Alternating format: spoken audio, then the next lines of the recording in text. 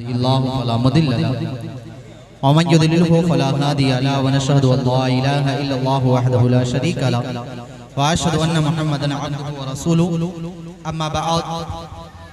فأعوذ بالله من الشيطان الرجيم بسم الله الرحمن الرحيم إن الصفا والمروة من شعائر الله فمن حج البيت أو اعتمر صدق الله مولانا العظيم وبلغنا على رسوله النبي الكريم ونحن على ذلك لمن الشاهدين والشاكرين والحمد لله رب العالمين. بعد توحید کے متوالوں شمعِ رسالت کے پروانوں اولیاء امت کے جانثاروں بھیک دینے والے داتا رسول اعظم نکر اعظم امام الانبیاء شہنشاہ کون و مکان ابرو زمین و زمان نبی آخر و زمان حضور احمد مجتبی پیارے آقا محمد رسول اللہ علیہ تقیت و ثنا کی بارگاہ عالیہ میں درود پاک نذران عقیدت پیش کرے پڑھیں باواز بلند اللہم محمد صلی اللہ علیہ وسلم ونحن بعد محمد صلی اللہ علیہ وسلم صلاة و سلام علیکہ یا حبیب یا رسول اللہ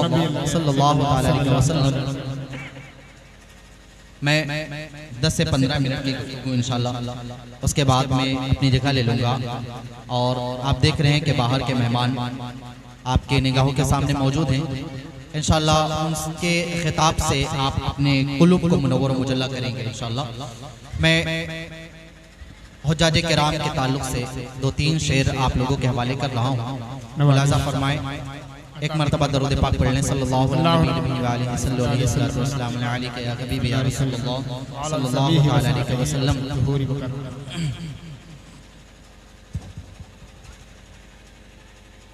حاجیوں کے بن رہے ہیں حاجیوں کے بن رہے ہیں قافلے پھر یا نبی ماشاءاللہ. حاجیوں کے بن رہے ہیں قافلے پھر یا نبی حاجیوں کے بن رہے ہیں قافلے پھر یا نبی حاجیوں کے بن رہے ہیں قافلے پھر یا نبی. پھر نظر میں پھر گئے حج کے مناظر یا نبی. بہت ہی پیارا کلام ہے اور خصوصی حاجیوں کے لیے ہے اور آپ سب بھی اپنے دل میں بسائیں. اللہ چاہے گا تو انشاءاللہ کبھی ہم لوگ بھی وہ دیار مقدس ضرور دیکھیں گے انشاءاللہ. حاجیوں کے بن رہے ہیں قافلے پھر یا نبی حاجیوں کے بن رہے ہیں قافلے پھر یا نبی حاجیوں کے بن رہے ہیں قافلے پھر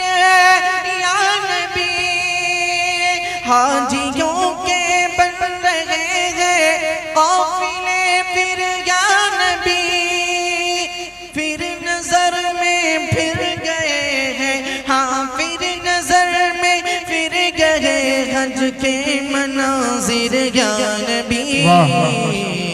حاجیوں کے بن رہے ہیں قافلے پھر یا نبی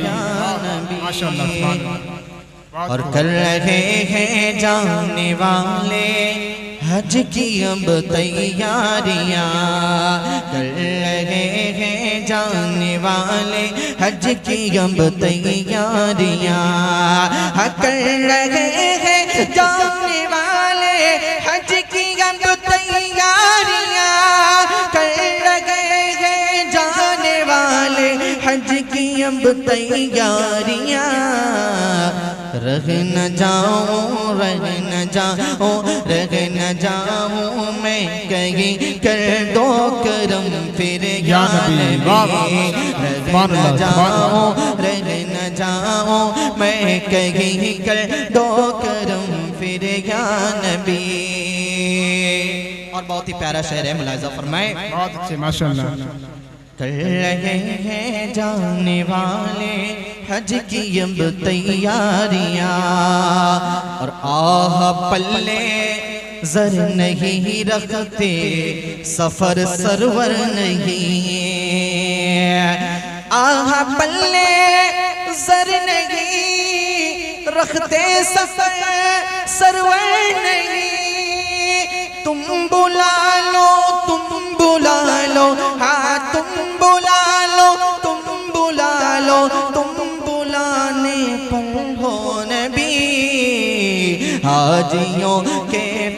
حاجیوں کے بن رہے ہیں قافلے پھر یا نبی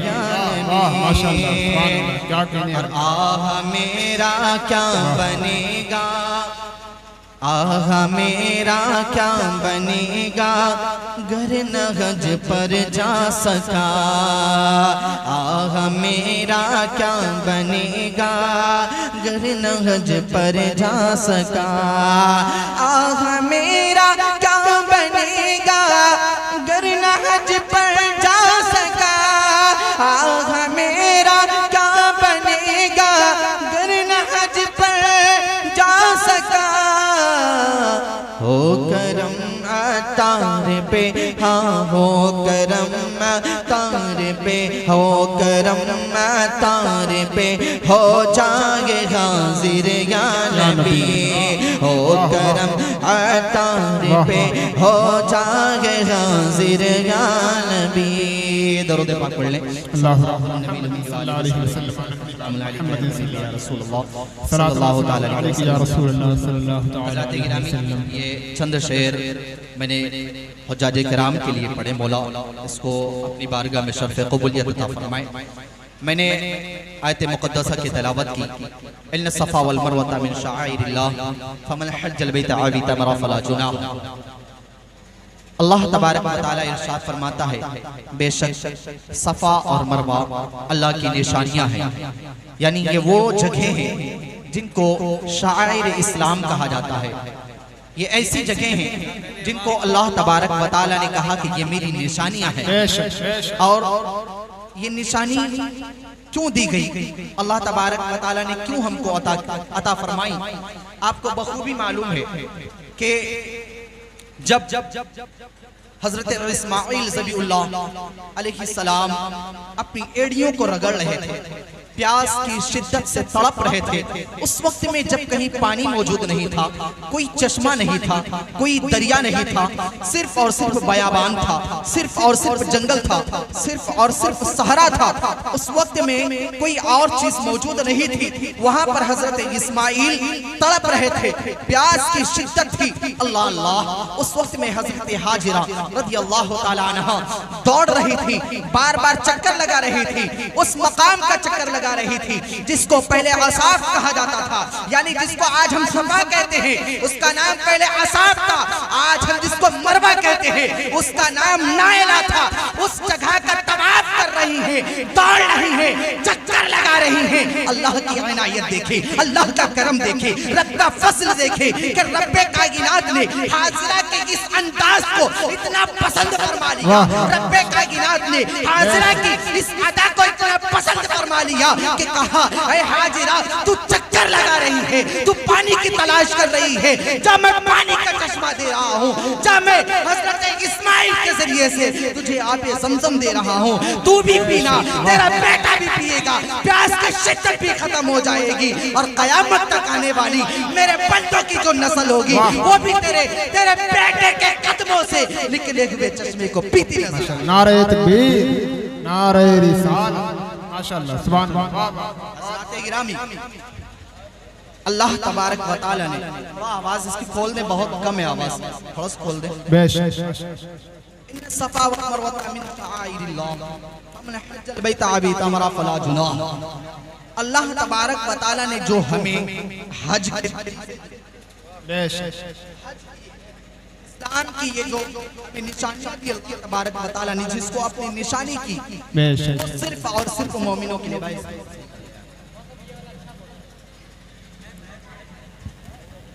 درود پاک پڑھ لیں صلی اللہ علیہ نبی علیہ صلی اللہ علیہ وسلم یا رسول اللہ صلی اللہ علیہ وسلم محمد صلی اللہ علیہ وسلم حضرات گرامی اللہ تبارک و تعالی نے یہ مومنوں کو عطا فرمایا ایمان والوں کو عطا فرمایا لیکن غور کریں میری چند منٹ کی گفتگو ہے ہو سکتا ہے کہ آپ کے ذہن میں کچھ جملے بیٹھ جائیں اس سے آپ استفادہ حاصل کریں اور میرے لیے ذریعہ نجات بن جائیں اللہ تبارک و تعالی نے ہمیں حج کرنے کے لیے کہا اور کب جب آپ کے اوپر مال ہو جائے جب آپ کی استطاعت ہو جائے تب آپ کے اوپر حج فرض ہوتا ہے اللہ تبارک و تعالی ایک جگہ پر ارشاد فرماتا ہے انما اموالکم و اولادکم رب کائنات فرماتا ہے انما اموالکم و اولادکم فتنۃ وعند اللہ اجر عظیم، بلا شبہ یہ تمہارے مال اور یہ تمہاری اولاد تمہیں آزمائش میں ڈالیں گے، تمہیں آزمایا جائے گا ان چیزوں سے۔ کن چیزوں سے؟ یہی دو چیزوں سے، ایک تمہاری اولاد کے ذریعے سے اور ایک تمہیں اموال کے ذریعے سے۔ ان چیزوں کے ذریعے سے تمہیں آزمایا جائے گا۔ جب تمہارے پاس میں مال دولت زیادہ ہو جائے گی، اللہ تبارک و تعالیٰ تمہیں آزمائش میں مبتلا کر دے گا۔ جب تمہارے پاس میں اولاد ہو جائے گی، اللہ تبارک و تعالیٰ تمہیں آزمائے گا، تمہیں اس چیز سے آزمائے گا۔ کس سے؟ مال سے بھی آزمائے گا، اولاد سے بھی آزمائے گا۔ اب تعلق دیکھیں، حضرت حاجرہ رضی اللہ تعالیٰ عنہ کے پاس میں، حضرت حاجرہ رضی اللہ تعالیٰ عنہ کے پاس میں کیا موجود تھا؟ کچھ نہیں موجود تھا، سامان تجارت بھی نہیں تھا، سامان سفر بھی نہیں تھا۔ اللہ اللہ، حضرت حاجرہ کے پاس میں صرف ایک ننھی سی جان تھی، لیکن حضرت حاجرہ کو بھی آزمایا گیا، حضرت حاجرہ کو بھی آزمایا گیا۔ اے اللہ کے بندو، مجھے بتاؤ ذرا، اللہ تبارک و تعالیٰ نے کیا تمہیں مال نہیں دیا؟ کیا اللہ تبارک و تعالیٰ نے تمہیں دولت عطا نہیں کی؟ اگر اللہ تبارک و تعالیٰ نے تمہیں دولت عطا کی، تمہیں مال عطا کیا، تو اللہ تبارک و تعالیٰ تمہیں آزمائے گا۔ اور کس طریقے سے آزمائے گا؟ تمہیں مال دے کر کے آزمائے گا۔ جب مال عطا کرے گا تو رب کائنات یہ دیکھے گا کہ میرا بندہ میری راہ میں خرچ کر رہا ہے یا نہیں خرچ کر رہا ہے۔ اگر تم راہ خدا میں خرچ کرتے ہو تو تمہارے لیے ذریعہ نجات بن جاتا ہے۔ اگر تم اسی مال کو عیاشیوں میں لٹاتے ہو، اگر اسی مال کو تم جہنمیوں کے اوپر خرچ کرتے ہو، تو یاد رکھو یہی تمہارے لیے ذریعہ نجات نہیں بلکہ ذریعہ جہنم بن جائے گا۔ اللہ کبیرہ۔ حضرت مولا کائنات حضرت علی کرم اللہ وجہ الکریم فرماتے ہیں، ایک درہم اپنے ہاتھ پر رکھتے ہیں اور ہاتھ میں لینے کے بعد میں کہتے ہیں اے درہم، تو جب تک کہ میرے پاس میں موجود ہے، جب تک کہ تیرا وجود میرے پاس میں ہے، تب تک کہ تجھ سے مجھے کوئی استفادہ حاصل نہیں ہوگا، تب تک کہ مجھے کوئی اس سے فائدہ پہنچنے والا نہیں ہے۔ اللہ اکبر کبیرہ۔ حضرت علی رضی اللہ تعالیٰ عنہ کا حضرت حال دیکھیں، حضرت گرامی حضرت علی رضی اللہ تعالیٰ عنہ فرماتے ہیں، کہتے ہیں جب تک کہ تو میرے پاس میں رہے گا مجھے کچھ استفادہ نہیں ہوگا۔ اگر میں تجھ کو رب کائنات کی راہ میں خرچ کر دوں گا تو رب کائنات اس کا اجر عطا کرے گا۔ میرے پیارے، اگر مال موجود ہے تو رب کی راہ میں خرچ کرو، اگر مال تمہارے پاس میں موجود ہے تو رب کائنات کی راہ میں لگاؤ، اگر اولاد تمہارے پاس میں موجود ہے تو اس کو بھی اللہ کی راہ میں لگاؤ۔ طریقے الگ ہیں لیکن معاملہ ایک ہی ہے، آزمایا جا رہا ہے تم کو، اولاد کو دیا جا رہا ہے تو آزمایا جا رہا ہے، اور جب تمہیں اموال دیے جا رہے ہیں تو تمہیں آزمایا جا رہا ہے۔ اللہ کے رسول صلی اللہ تعالیٰ علیہ وسلم ارشاد فرماتے ہیں ان قریب تمہارے پاس میں ایک قوم آئے گی، ان قریب تمہارے پاس میں ایک قوم آئے گی جو بہترین لباس پہنے گی، خوش رنگی کا حال ہوگا اس کا، اور بہت ہی حسین و جمیل عورتوں سے شادیاں کریں گے، رنگین ماحول میں ڈھلے ہوں گے۔ اللہ اللہ، رسول اقدس صلی اللہ علیہ کا ارشاد فرماتے ہیں، کہتے ہیں رنگینیوں میں ڈھلے ہوں گے، لوگوں کے پاس میں مال و دولت کی کثرت ہوگی۔ جب تم دیکھنا ایسے لوگوں کو جو رنگینیوں میں ڈھلے ہوں اور حسین لڑکیوں سے وہ نکاح کریں، تو اے میرے عزیزو تم یقین مانو، جب یہ قوم تمہارے پاس میں آ جائے تو ان کی شادیوں میں نہ جانا، ان کی نماز میں نہ جانا، ان کی نمازوں میں نہ جانا، ان کی تیمارداری میں نہ جانا، اس لیے کہ جب وہ ان کی تیمارداری، جب ان کی تم تیمارداری کرنے کے لیے جاؤ گے تو انہی میں تم بھی شامل ہو جاؤ گے، کیونکہ وہ بندے رب سے دور ہیں، وہ بندے رب کے حضور سے دور ہیں، وہ بندے دنیا والے کی، وہ بندے دنیا کی لالچ میں ڈھلنے والے کے۔ اے لوگوں، جب تمہارے پاس میں ایسے لوگ آ جائے انہیں چھوڑ دینا، راہ خدا کو اختیار کر لینا، کامیابی ملتی نظر آئے۔ سبحان اللہ، سبحان اللہ۔ رسول اقدس صلی اللہ علیہ کا ارشاد فرماتے ہیں، حدیث نبوی ہے، آقا کریم ارشاد فرماتے ہیں، کہتے ہیں انسان کے صرف 3 دوست ہیں جو اس کے کام آتے ہیں، ایک اس کی موت تک کام آتا ہے، اور دوسرا اس کی قبر تک کام آتا ہے، اور تیسرا میدان محشر تک کے کام آئے گا۔ اللہ اللہ، آقا کریم صلی اللہ علیہ کا ارشاد فرماتے ہیں، کہتے ہیں جو